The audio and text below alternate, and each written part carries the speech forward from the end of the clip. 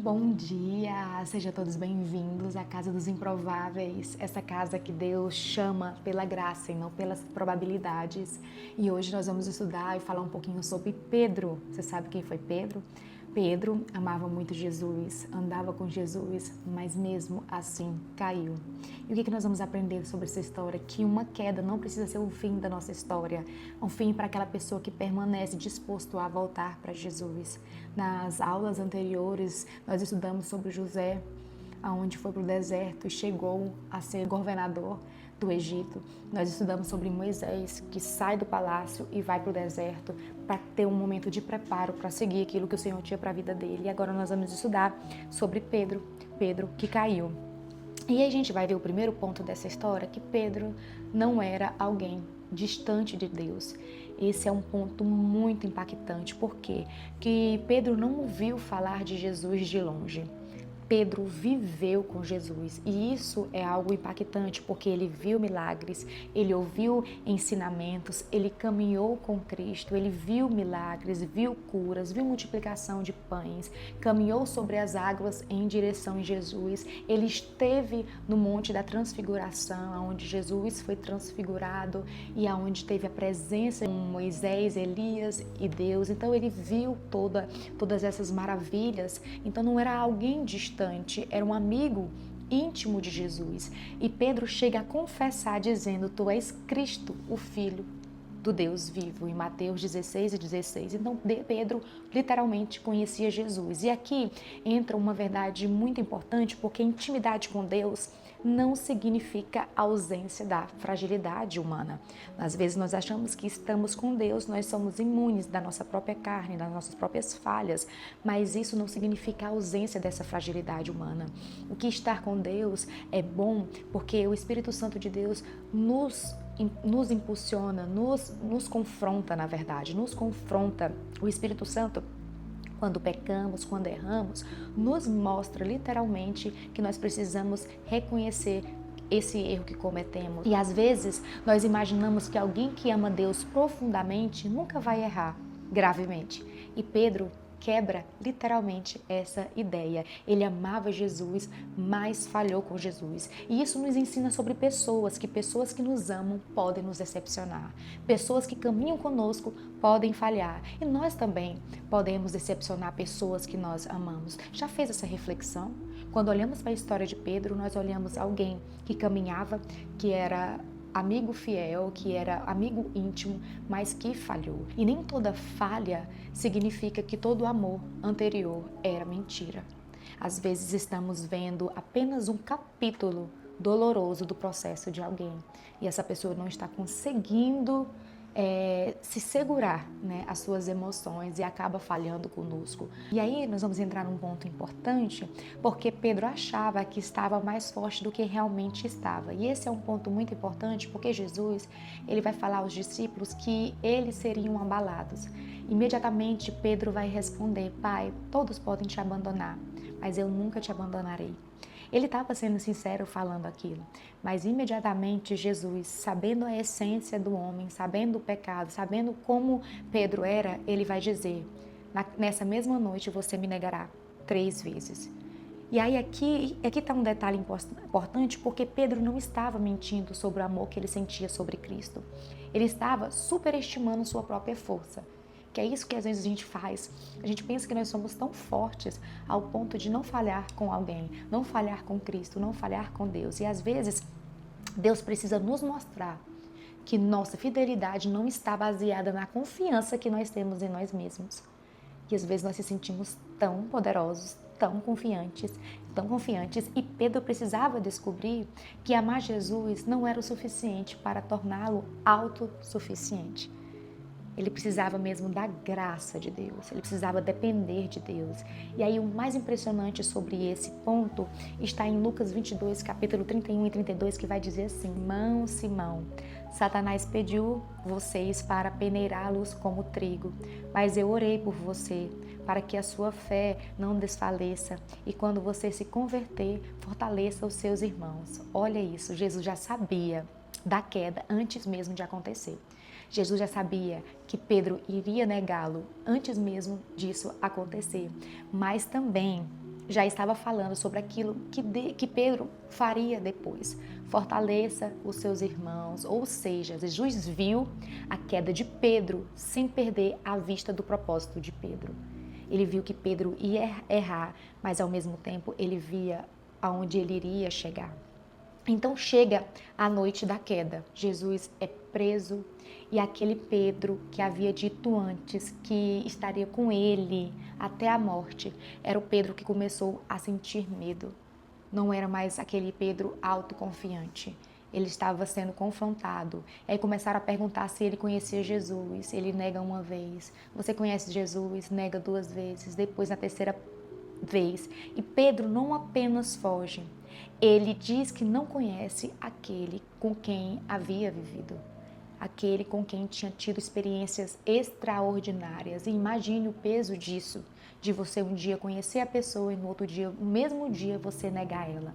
Aí a Bíblia vai dizer, vai ter um ponto lindo, maravilhoso, de confronto no Evangelho de Lucas, capítulo 22, versículo 61, que diz que e o Senhor voltou-se o olhar diretamente a Pedro.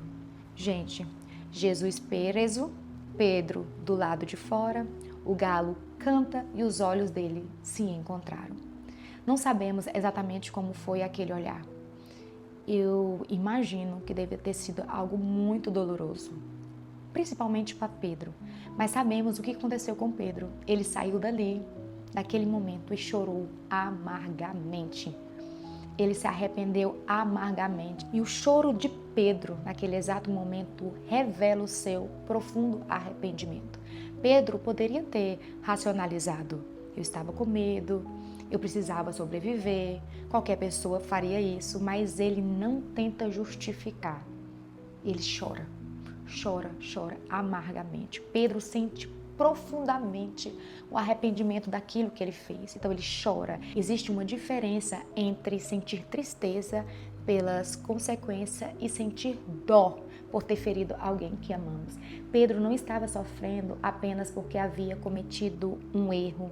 Ele estava sofrendo porque havia negado Jesus, a quem ele tanto amava, a quem ele viveu coisas maravilhosas. E o verdadeiro arrependimento, minhas irmãs, não procura desculpas. Assume o que fez, reconhece o que fez, se arrepende imediatamente. E esse processo foi doloroso para Pedro, mas foi necessário. E sobre quem nos decepciona? Você já fez essa pergunta? Você já fez essa comparação da história de Jesus com Pedro? Amigos, mas um amigo íntimo que se arrependeu do que fez? Você já olhou para a sua história? Porque às vezes quem nós amamos falha conosco. E nós enxergamos naquela pessoa somente a pior parte. Pior coisa que ela fez conosco. Mas pense, se nós conhecêssemos Pedro apenas naquela noite, nós poderíamos dizer: você é um covarde, você é falso, você é uma pior pessoa do mundo. Como assim alguém que conhece Jesus faz isso? Mas Jesus conhecia a história inteira de Pedro, sabia aonde ele ia chegar. E nós vemos apenas um capítulo e Deus conhece o processo inteiro. Então faça uma reflexão das pessoas que já andaram com você, já foram amigo íntimo seu e que decepcionou você em algum momento da sua vida, que se arrependeu, mas você não conseguiu liberar o perdão. Olhe para a história de Pedro e comece a confrontar a sua vida hoje. Quem são as pessoas que já decepcionaram você, mas que já se arrependeram? Será que não é hora de pedir perdão, de aceitar o perdão, de recomeçar novamente uma nova história? Nós precisamos olhar apenas para Cristo, porque a Bíblia diz que maldito é o homem que confia no outro homem, porque as pessoas nos decepcionam. Mas o nosso olhar precisa estar fixo em Cristo, porque Ele jamais irá nos decepcionar. E isso não significa normalizar erros, gente. Isso não significa que todo mundo que vai errar, abusos, fingir que feridas não existem. Não é sobre isso. É sobre a pessoa que errou e que se arrependeu e que mudou toda a sua conduta, tá bom? Jesus então ressuscita e procura Pedro. Depois da ressurreição, em João capítulo 21, Jesus vai encontrar os discípulos. E naquela noite tem uma conversa maravilhosa. E Jesus pergunta: Simão, filho de João, você me ama? E Pedro automaticamente: sim, Senhor, tu sabes que te amo. Jesus disse: cuide dos meus cordeiros. Novamente, você me ama? Senhor, tu sabe que eu te amo. Jesus responde, pastorei as minhas ovelhas. E pela terceira vez, você me ama? Pedro fica entristecido. É difícil não perceber algo paralelo nessa história, porque existem 3 negações e 3 oportunidades de declarar o amor. Nota que Jesus não chegou para Pedro e falar, eu não te avisei, Pedro. Eu sabia que você iria me trair, Pedro. Você não serve mais para mim. Mas Jesus vai, confronta, restaura e devolve responsabilidade. Pedro, cuide das minhas ovelhas. Que cena poderosa, porque Jesus viu o arrependimento dele, mas aquilo ali foi o suficiente para Deus dar uma nova oportunidade. Então, Jesus não restaurou Pedro apenas emocionalmente, ele restaurou Pedro ao seu propósito.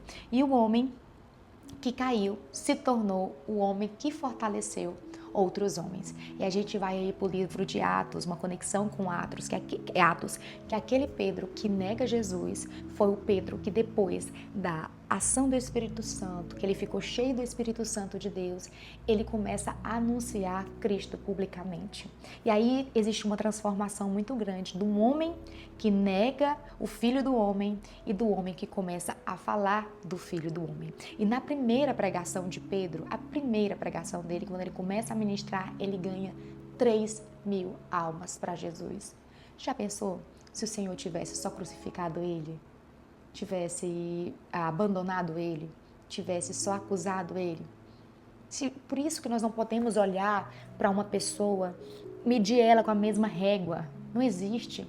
Cada um tem uma falha, mas cada um tem um propósito. Deus não vê só um capítulo como nós vemos. Deus vê a história inteira, Ele sabe todo o roteiro da sua vida, da vida do seu amigo, da vida daquela pessoa que te machucou. E Deus está vendo que essa pessoa pode mudar através do arrependimento. O arrependimento profundo nos leva a uma evolução da nossa vida, um amadurecimento, rompimento de certas coisas, cumprimento da promessa. Foi isso que aconteceu com a vida de Pedro. Ele começa a ministrar e falar do amor de Cristo. Depois disso, Deus começa a usar ele profundamente. Ei, é você. Então, existe um caminho. Quando nós olhamos, existe a queda, existe o reconhecimento e existe o arrependimento. Esse arrependimento, nós temos um encontro com Deus. E nesse encontro com Deus acontece a restauração. E aí o cumprimento do propósito.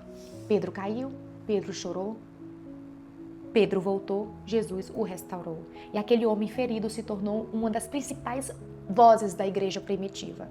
Ele foi um homem que realmente transformou a história e até hoje é lembrado. E isso que acontece na casa dos improváveis. Até quem caiu pode se levantar. Porque Jesus não chama apenas as pessoas porque elas nunca falharam. Ele restaura pessoas e permite que a graça dele transforme suas falhas em um testemunho vivo. É para isso que você está aqui essa manhã, para se tornar um testemunho vivo de Deus.